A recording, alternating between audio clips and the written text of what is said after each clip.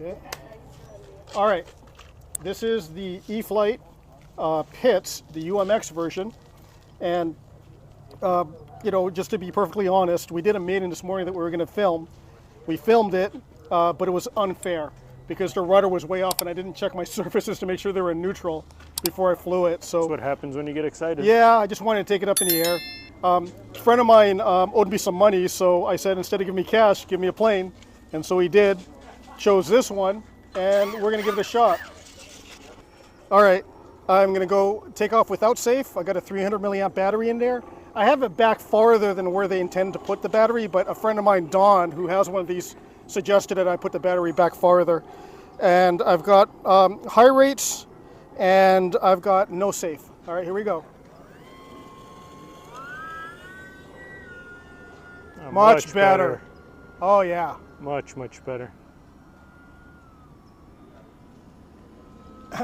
So this plane I would consider a sport flyer, a sport aerobatic plane, not a 3D plane. Maybe we'll play with it and see if we can get it a little bit more 3D, but no, this is just a nice sport flyer. All right, so this is about half throttle. Let's go full throttle and see what this thing can do. That was half throttle? That was half throttle. It becomes really twitchy. Holy crap. And it's moving too. Yeah, it moves.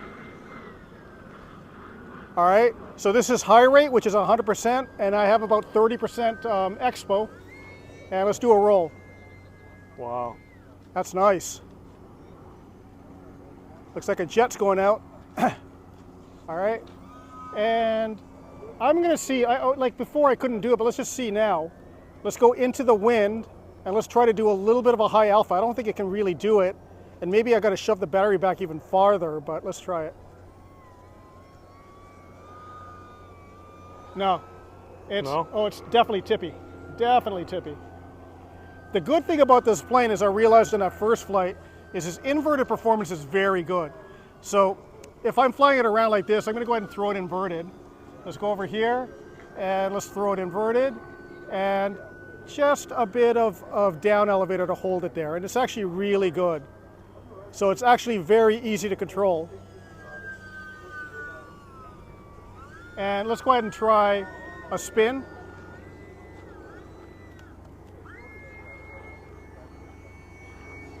Whoa. Came down quick. Did you see that? Oh yeah. Okay, let's try it. Let's try it inverted. And take it up.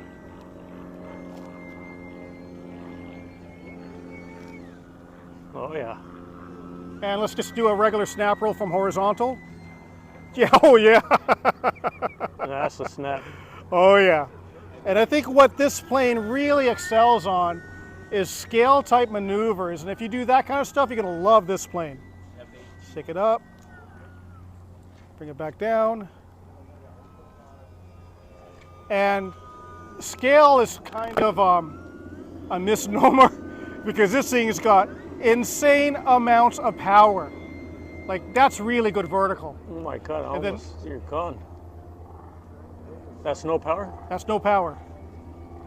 So this thing is really damn good. It really is for the kind of flying that you want to do. If you're the kind of person that wants to do scale like type aerobatics, this is way overkill for that, and it can do it.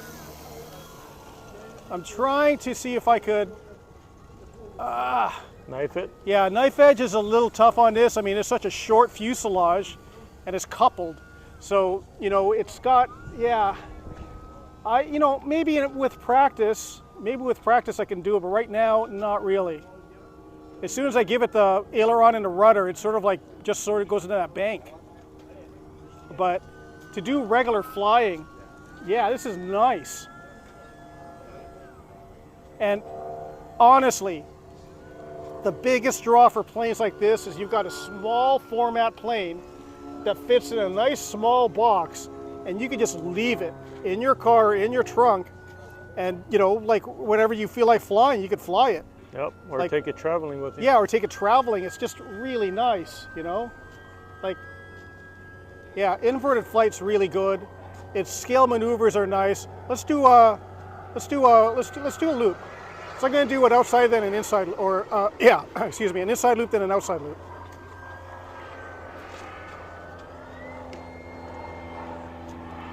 That's pretty. That's nice. Now I'll go inverted and do an outside loop. So I'm going to turn it around. Let's go inverted and go into the, that was me. I started it wrong, but that was totally me. But still, it could do it. This thing is really good. Very, very good plane. It tracks straight. One thing I haven't tried doing, I'm putting in safe mode. Let's see how restrictive that safe mode is. So this is safe mode. And that's full. That's not bad. They've gotten better with it. Yeah, they just don't limit the bank angle like they used to, which I always thought was like just way too much. So even though in a tight space like this, in safe mode, I can still do a tight circle, which is awesome. Like that amount of bank is really good for safe mode in my opinion. You know? Compared to what it used to be. Yeah. It is, yeah. So it's better. Let's take safe mode off. About the only thing that it can't really do is a knife edge, but besides that, everything else it can do very nicely. Very nice.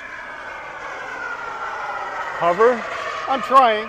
I think it can do it, but anytime you have a small plane like this, and you know, with such a short fuselage, it's going to be difficult. Yeah. It doesn't look so bad. Yeah, you got to get used to it. This will do it. This will absolutely do it. You just got to get used to it. Let's try it one more time. Maybe put some expo higher up. Yeah, I need a little bit more rudder, it seems like, to be able to control it better. I would say if I had a little bit more rudder, it'd be a lot easier, but any of these small planes, it's going to be difficult to do that with. All right. Yeah, this is a nice little flyer. I like it. I think I'm more, nowadays, I'm more into like the planes that can do more than this. But I think this is going to be one of these planes that I'll leave in a cart if I just want to like do a nice relaxing flight. This is definitely it. It slows down nice. Look at that. Yep. Slows down really nice. And you can just, look at that. With the wind, you can see the AS3X sort of like helping the correction a little bit. You can see that, right? Oh yeah. Yeah. It's definitely beautiful in the air.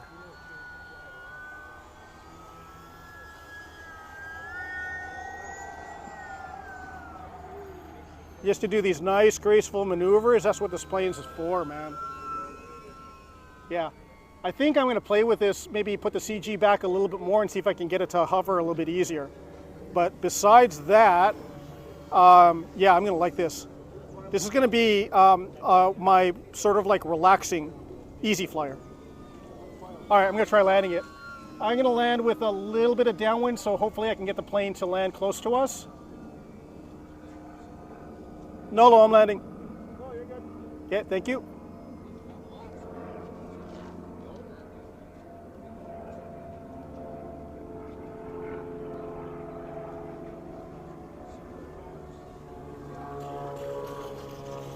Nice. Yeah.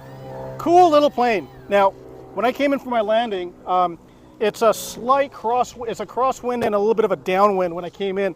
But I think, generally speaking, with a plane like this, you want to come in with like just enough throttle to get the plane moving.